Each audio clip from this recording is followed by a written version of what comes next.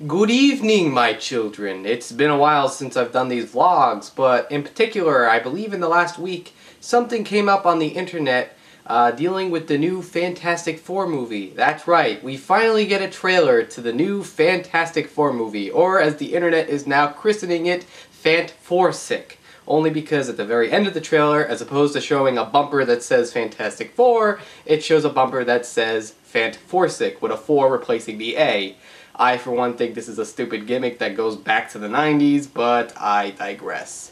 My experience growing up with the Fantastic Four, I've always been familiar with the team from the cartoons. I got into the comics when the first movie in the 2000s came out, and for all intents and purposes, I'd like to say that they were always a light-hearted comic book team. They were the first Silver Age, they were like the dawn of the Silver Age for Marvel Comics. Jack and Stan, they created these characters that jump-started all the other characters to come. Spider-Man, Hulk, X-Men, list goes on. So it has its roots in the old school, Kirby Crackle, bright colors, dealing with some dilemmic issues, but for the most part it's always been, you know, family friendly.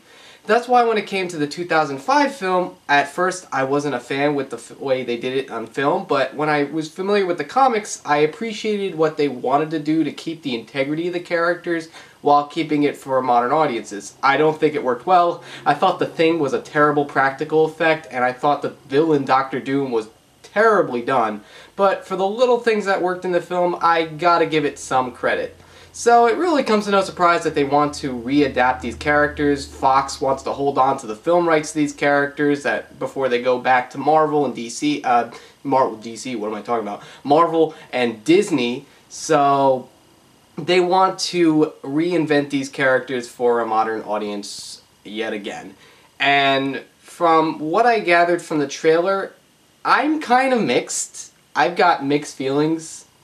In particular, it could be really good on its own retelling of these characters without any indication of what the comic books have done versus being a terrible adaptation and a generic riff of the latest sci-fi trends and dark and gritty superhero reboots. So, to give you an idea what they're trying to do, it seems instead of them traveling up into space and getting their powers through cosmic rays, they're going to go with what the Ultimate Comics did, which is a teleportation device that causes them to get their powers, and more or less focusing on the sci-fi aspect that looks more like Interstellar that came out last year. And they the cast is younger. I'm not mad about this. Like I said, the Ultimate Comics had the characters reintroduced as younger kids, so I think that looks cool. Some things I did like that the Thing looks like a real rock as opposed to a rubber suit, and I know a lot of people like getting on the bandwagon that all CG is bad compared to practical effects and that practical is always better than CG, but I always imagined that the Thing was an effect that would be really, really hard to pull off as a practical effect, and as shown in 2005, I just don't think it worked out that well. So the direction they're going with the CG here, and having Jamie Bell, who's experienced with doing motion capture before, seems to work in its favor. I don't like the fact that they didn't give him a thong. I always like the Thing thong, regardless, but it seems like he's going to be walking nude and doing what Planet of the Apes did, which is just not give him clothes and not show him junk or anything, which I think is kind of weird. There was a reason why he had a Thing thong, but whatever. And the big elephant in the room, the big black elephant in the room in particular, is Michael B. Jordan as the Human Torch. I don't care. I think he's a great actor. I liked him in Chronicle, and the same director of Chronicle's working on this, so I think that works well. The characters he's portrayed were characters like Johnny Storm, who's just this, you know, doesn't care. He's a teenager. He's a boy, you know. A grown-up boy with fantasies and everything and whatnot. But I think he would be perfect for the role. I don't care if he's adopted brother to Sue Storm. I think comic book fans who are racist about this and want to see a white, you know, Aryan-looking Johnny Storm, get a grip. I don't care. I think it works well. I think he's a talented actor, and from what I gather, I think he might be the saving grace to this film. I don't care that Reed Richards is younger. In fact, I like the fact that he's being treated as like the world's smartest mind, because in the Marvel Universe, he is like the smartest person in the whole universe. Sue Storr, we didn't get to see much, and we didn't see a lot about Victor Doom. And me personally, this is what's going to make or break it for me, because Victor Doom, Doctor Doom, as we all know, is like the greatest Marvel villain of all time. If anything, the one thing that baffles me about all this is that I would not care if the Fantastic Four was given back to Disney. I would care if they just took Doctor Doom and put him into the Marvel Universe, the cinematic universe, and they could just leave them. And that with their other villains, they could have Mole Man, they can have Galactus, they can have him.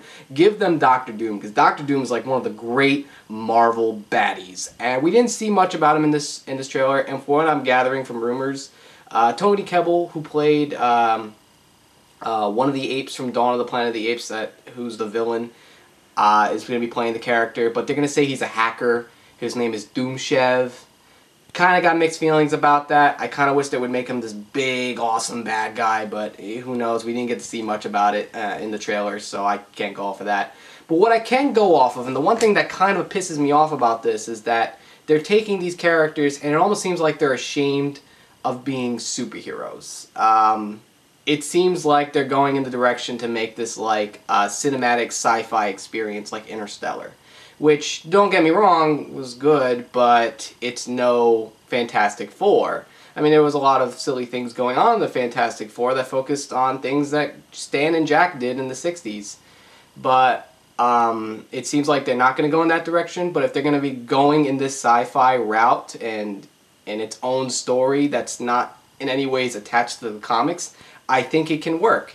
The way they're doing it right now, there's a reason why people are calling this Fant-Four-Stic, other than the bumper at the end. It's because it just doesn't look like the Fantastic Four. There's nothing indicating that it's going to be like the Fantastic Four that we all grew up with, and the one from 2005, and almost every comic book comic cartoon did in the 90s and even in the 60s. So I'm welcoming it. I still want to check it out, but from what I'm gathering, I'm not crazy with what they're doing.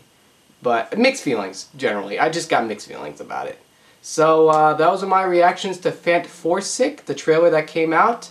I would prefer if you would like the video, or if you dislike it, whatever, subscribe to my channel, and maybe I'll make another vlog. I hope to make another review in some time. So take care.